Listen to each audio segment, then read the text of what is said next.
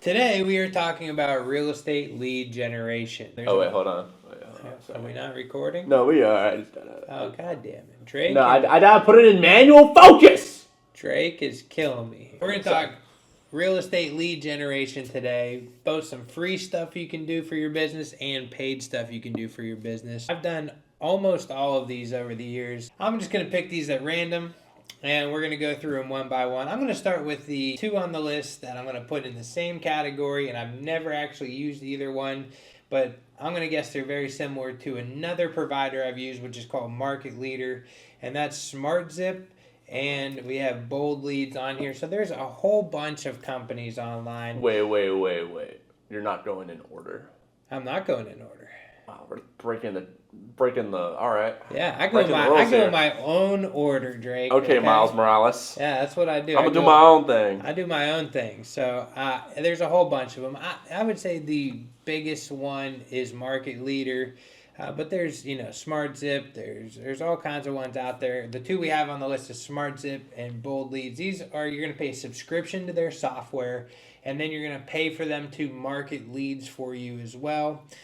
They have their own proprietary systems that bring in leads for you, and most of the time the leads are hot garbage. You're going to have to go through 50 leads to get one or two decent ones, and it's a lot of calling people, and they're like, I didn't put my name in any forum, I don't know what you're talking about. So there's a lot of work entailed in these leads, and there's a lot of footwork. But just like anything, you get what you put into it. So if you're paying for it and you're not following up with the leads and actually working the leads, then you're not going to get anything out of it. Just like my gym membership. Just like your gym membership. I'm going to put them in the C tier. They are good, not great. So open houses was something that was told to me early on. Go work other agents' open houses. Now, first things first is other agents' open houses isn't a great idea because, that's not even your listing. You don't really know a whole lot about it. People sometimes are going to those open houses expecting to meet that listing agent, and then they got some person they've never heard of or seen before. But the other thing is a lot of times people don't know how to effectively work an open house. If you want to do open houses right, you got to show up an hour or two early, set it up, turn on all the lights, walk the neighborhood, hand out flyers, meet all the neighbors, invite them to the open house, have balloons, have food, have mimosas, whatever your thing's going to be. You got to really make it a spectacle if you're going to do open houses right. I've never been that type of person to put that kind of effort into open house. You can put all that effort in and get nothing out of it. But just by using an open house to meet the people in the neighborhood is probably a decent use of your time.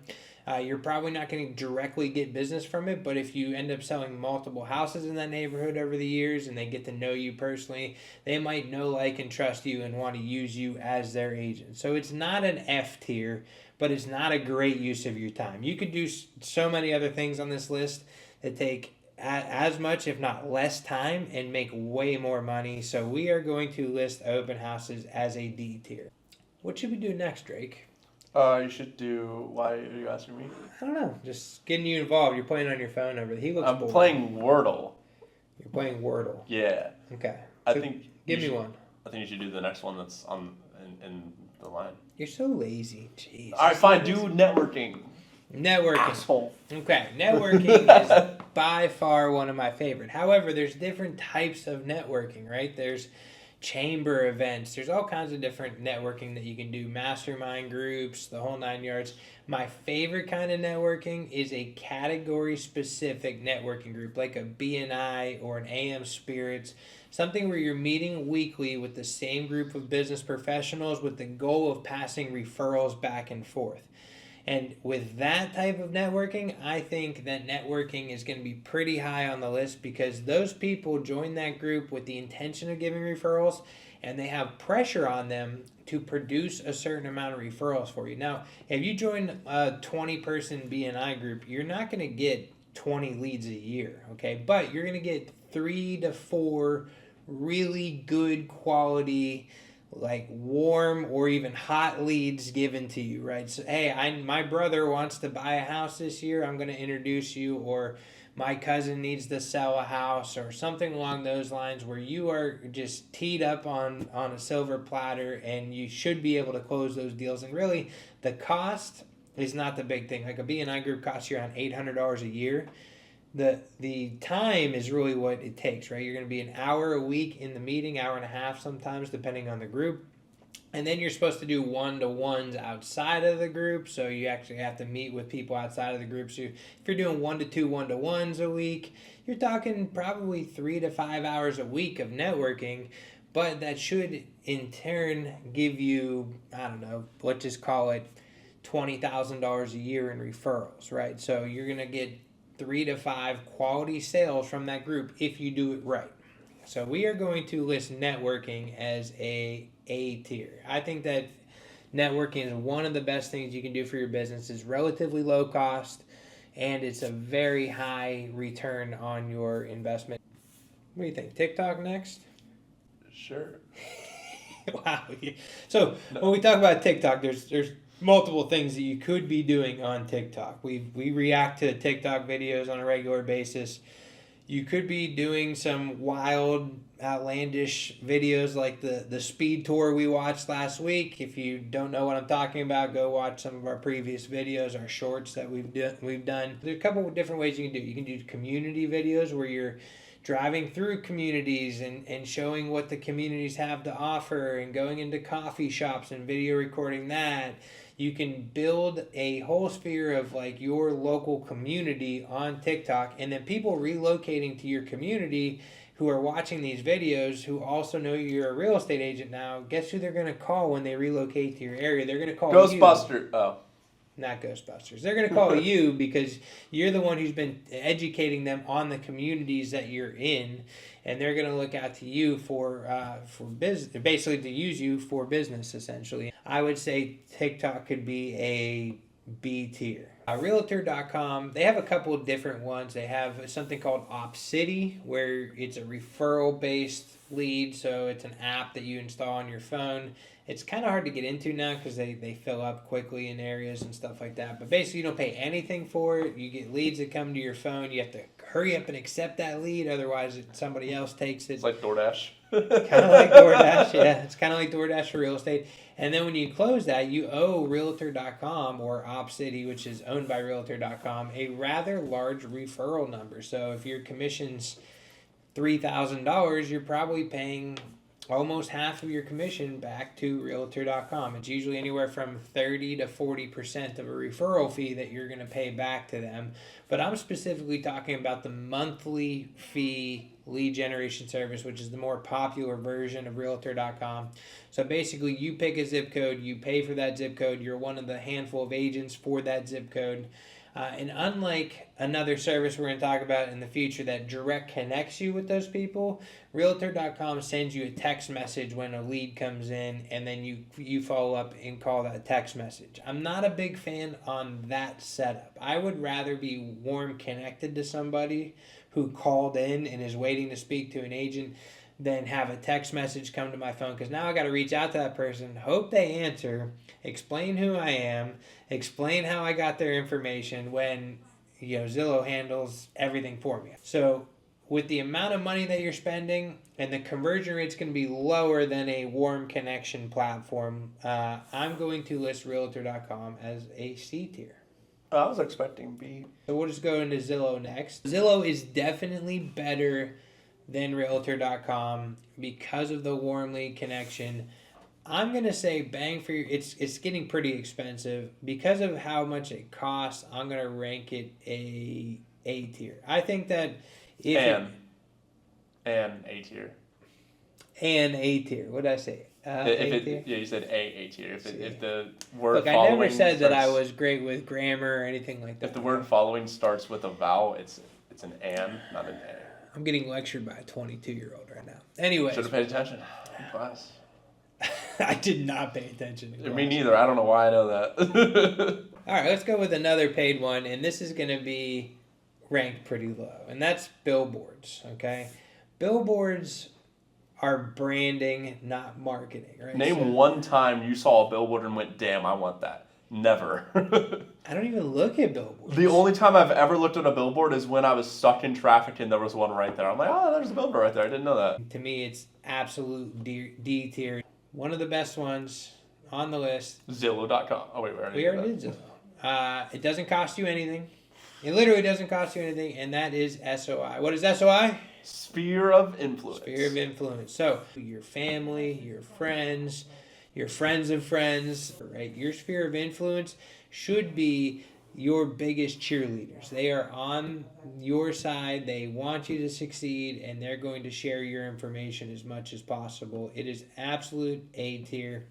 I highly recommend utilizing your sphere of influence. Okay, let's go Redfin. I'm going to be quick and to the point because it's very similar to what we talked about with Realtor.com's OpCity. Redfin is a referral-based network.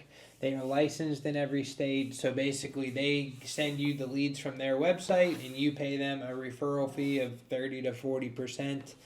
It doesn't cost you money out of your pocket. That's the pro, right? Like that's the reason why you're going to use Redfin is because I'm getting leads that I don't have to pay for until I close that lead. But now they're taking a huge chunk of your commission. It's a C tier. I mean, it's nothing special. I'm going to say because of how cheap it is, we are going to rank it B tier. It's super cheap. I mean, you can get 1,000 leads for $1,000. Here's a free one: Bigger Pockets Networking. So Bigger Pockets, if you don't know what it is an online, I call it like the Facebook for real estate investors. Okay, now they've gone further and added a bunch of tools and stuff like that you can do on the platform. But the main reason for Bigger Pockets is real estate investors get together to network, help each other out, answer questions, whatever. And if you become the expert in your area on real estate investing, or your niche is real estate investing, you can get a lot of business from Bigger Pockets, and you don't even have to pay for it. You could just be a free member and just be on, talking to people, and you will get business from that. And then if you become a higher end member, you could probably do some other things to get even more business from that. There's also a marketplace on there where you can put your listings in there.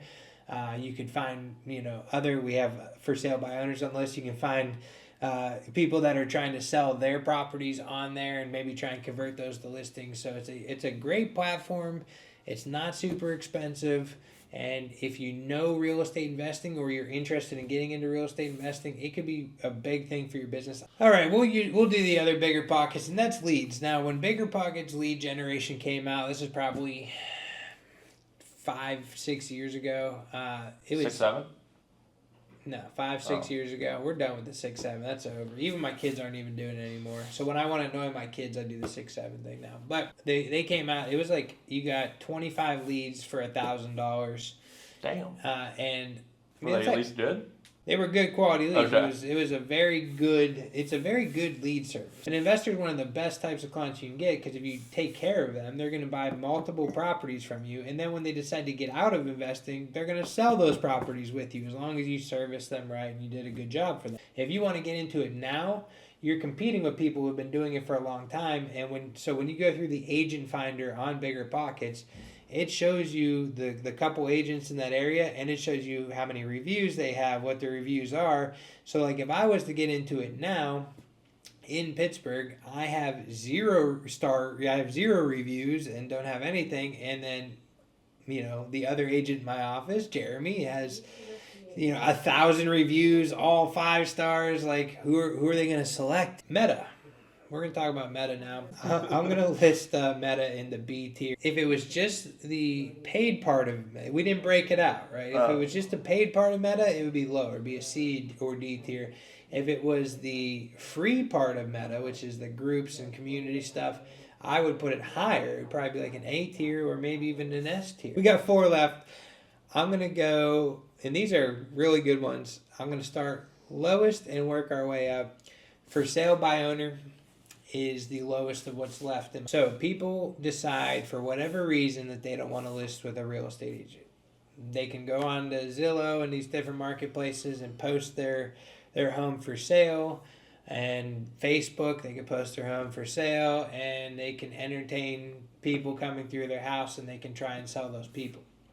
A large percentage of for sale by owners do not actually sell. They're eventually going to list that house with somebody for sale, And it's your job, if you're going to work for sale by owners, to get in with them, get them to know you, build a relationship, build a rapport with them. You almost have to befriend them. I think for sale by owner is a B tier. If you work it consistently, you will get business from it, but it's very, very frustrating. Referrals, this is 100% the first, maybe the only S tier. Now we're down to 2 left. Farming, okay? Farming, for those of you who don't know, when it comes to farming, you're sending mailers every month. You're hosting community yard sales. You're being a part of these folks' lives, whether they like it or not. You're kind of forcing yourself into their community. Maybe you live in their community. That's an even better way to farm.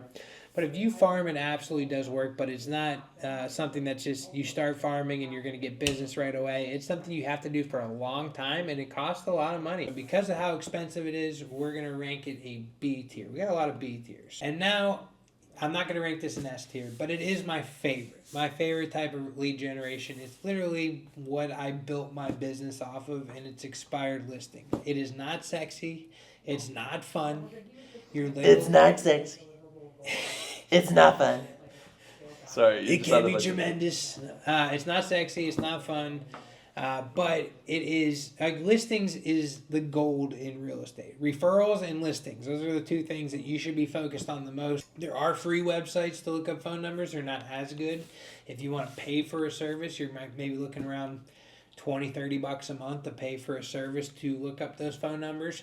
Overall, it is a fantastic thing that every real estate agent should do, but very few do it because it's a pain in the rear and nobody likes making cold calls. But it is absolutely a very high conversion rate and a very good thing to do for your business. It is an A tier. With that being said, that is everything that we have on the list today. And this is my ranking. You might, if you don't... What? You want to see? If you don't agree with my ranking... Wow, that's a hell of a bell curve. I know, right? It's all Goddamn. me. It almost looks... I just need one more. If I would have put expired listings in the S tier, it would have been even.